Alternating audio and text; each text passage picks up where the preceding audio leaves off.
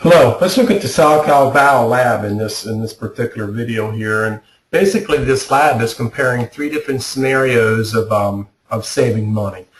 We have Sal that was pretty resourceful when he was young, got a paper route, and decided to put $2,000 a year in, which gets 10% annual return, which is pretty generous these days. 20 years ago, you probably could have got that, but not now, and probably not for a while. Unfortunately. But Sal makes deposits for 5 years and leaves a balance to compound until retirement at age 65. And notice at the bottom of this page, so there's are the 5 years that he makes deposits. So if he only put $2,000 in a year for 5 years, he's only put $10,000 in. Okay, and he leaves it there till he's 65. So a long time. 10% annual return. Okay, Cal's impressed by Sal's bank account and gets a job in college and dutifully makes deposits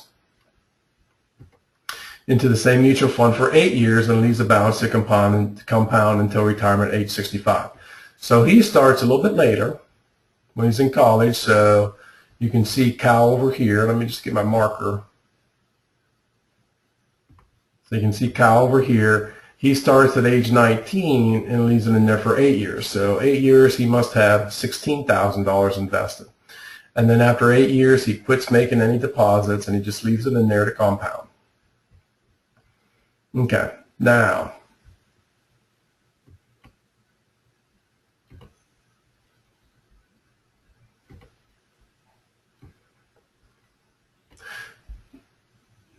Bao partied a lot growing up, but gets a good job at age 27 and diligently makes deposits all the way till retirement of age 65.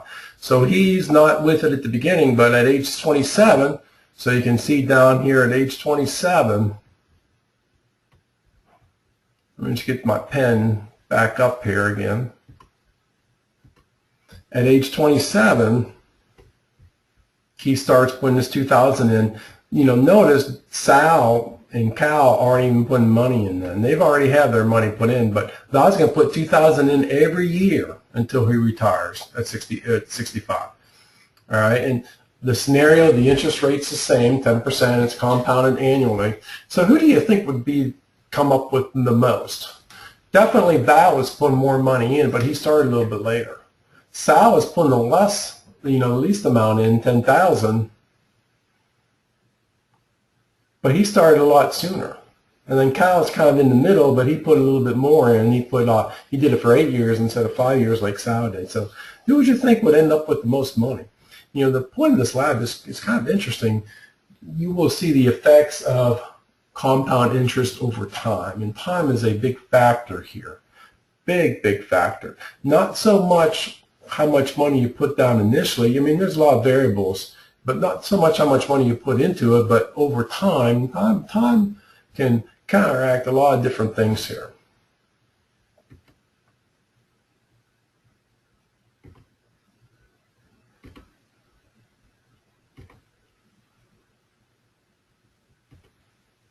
So that's the scenario you're looking at. You're looking at Sal, Cal, and Val. So it says, before trying to recreate the worksheet below, you must understand where the numbers came from. Determine how the 4620 was computed. So the 4620 is this under Sal's column at age 15. Show me how that was computed. Don't just determine it mentally. Put it down in writing, so you can see how it was computed. Then in part B, says open Excel and format it similarly to the example below. Include Excel at the top for the growth rate at 10%. You'll click on 10% and inform us. Now, if you have not watched the video, the simple interest versus compound interest video, I would highly encourage you to do that because I go over the skills that you need in Excel. So, and I posted it on Moodle, so it should be on your Moodle account, and it's right there, that simple versus compound interest Excel video. Make sure you watch that before you do the Sal Cal Val lab. It'll help you out greatly. Okay? And I did this lab. Let me just show you. Let me just pull it up here. I have it anchored. Right here's my anchor 10%.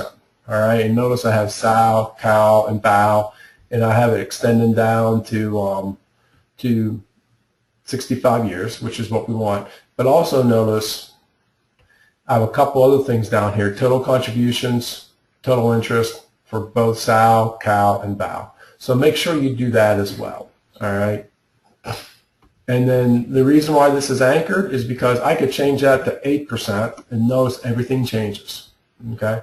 Or I could change it to 5% and everything changes. That's why it's anchored, all right? So that's what it means. So I would encourage you, make sure you have an anchor here. So when you send me your Excel file, that's one of the things I'm going to check for to see if it's anchored, all right? And then at the bottom, I would encourage you to make these totals, total contribution and total interest, a couple of different cells there, all right, for both Sal, Cal, and Val. A couple of different calculations there for all of them.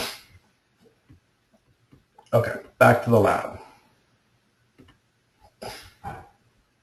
Okay, so this says, recreate the spreadsheet below, which tracks the growth of each person's investment and extend it all the way down to 65 like I showed you. You must take into account both the deposit and growth rate of 10% each year. You may insert columns if it helps you to break the problem down into simpler pieces. And don't forget, a common mistake on seeing this, Sal only contributed $2,000 a year for 5 years, and Cal started later at age 19, but he contributed for 10 years, I think, and then Val didn't start until he was 27 and contributed the whole way till he was 65. So make sure you have those in there. So after age 18, starting age 19, Sal didn't contribute anything. And notice I have a column here for age, which is shown on the sheet as well, in the lab sheet. Okay, so part D says compute how much each person invested. That's one thing you need to figure out. How much each person gained in interest. That's two things. And who ends up with the most money at age 65. So there's actually 3 questions in part D. Those answers you're going to come up with on Excel. And then play with the annual interest rate to see how this affects the outcome for the question just answered. Determine the interest rate where Sal, and Val end up with the same amount of money. All right, and if your spreadsheet is anchored around the rate, all you got to do is change it, and everything changes. All right, that's all you got to do. Let me pull the lab back up here, and I put some additions onto the back of this. It says for part B, have the balances for Sal, Cal, and Val anchored around the interest rate. In other words, when you change the interest rate for the balances, the balances for Sal, Cal, and Val automatically change. It's what we talked about. For part D, hand in 2 Excel files per group, scale to 1 page each. And I showed you how to do that on that simple versus compound interest Excel video. So make sure you watch that.